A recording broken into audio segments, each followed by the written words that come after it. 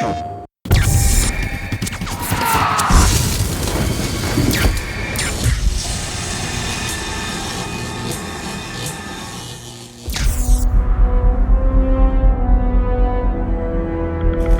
City certainly has a lot of character.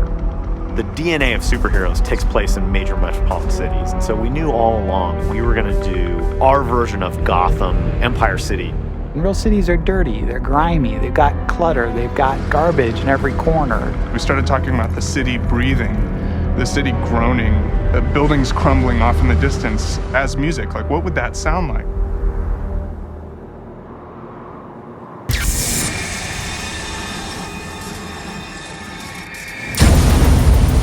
Since the blast, the place has become this sort of wonderland of destruction where a lot of masonry got thrown, higgly-piggly in the blast. Cars and buses smashed into the sides of buildings. It feels like this hurricane is torn through. It's bleeding. The city itself is broken.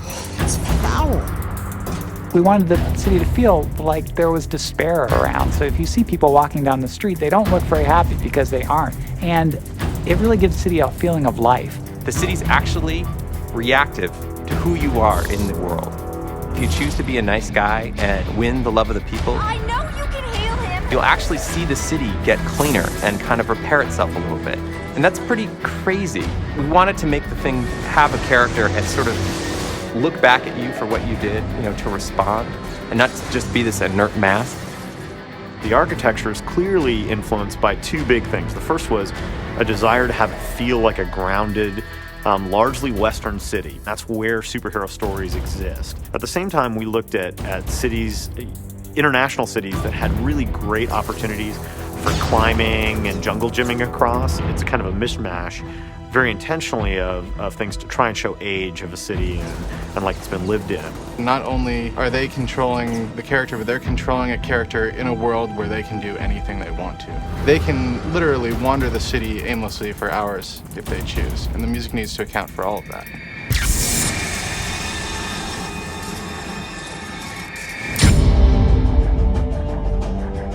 It's been really important for us to approach the music like sound design, to really capture the spirit, the voice of Empire City. Even though we're in a big urban environment, we want the percussion and the instrumentation to be very tribal, very savage.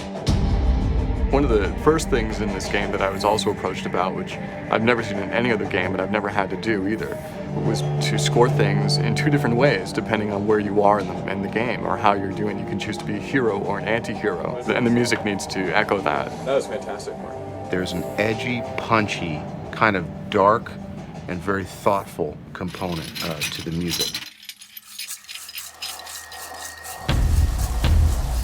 The ambient music is meant to be bleeding out of this broken city, this city that's sort of been bombed out and is hurting. And so much of the music is really meant to meld with the sound design and almost become indistinguishable from it. Initially, when we were hearing that the city was kind of alive, and how we would do that musically and sound design to blend those two worlds, I had two ideas in mind. First one was to go out and do some street recording. The second part was to do a custom sampling session. You want it to be orchestral, but you don't want it to be John Williams. You want it to have, a little bit more of an urban quality to it. We were sort of driven by kind of an industrial feel, a lot of percussion. The way that we address that is by using a lot of instruments that are very rustic and urban, like trash cans and metal pipes and cardboard boxes, and just beating on all kinds of different things in different ways. And then at the same time, we've taken a lot of really conventional instruments and tried to play them and use them and, frankly, abuse them in really unconventional ways. Not to mention that our artist, Amon Tobin, manipulates sounds and carries them into a completely different space, so that even the combat music has this effect of sounding like the city is kind of throwing its head back and roaring. The thing that's really different about Infamous is the level of density we have in the city. It makes it a much more enjoyable environment to play in. We want the whole thing to be an immersive experience. You experience the city more than just hear it or feel it or play it. It's the combined efforts that really make Infamous something special in terms of the whole package.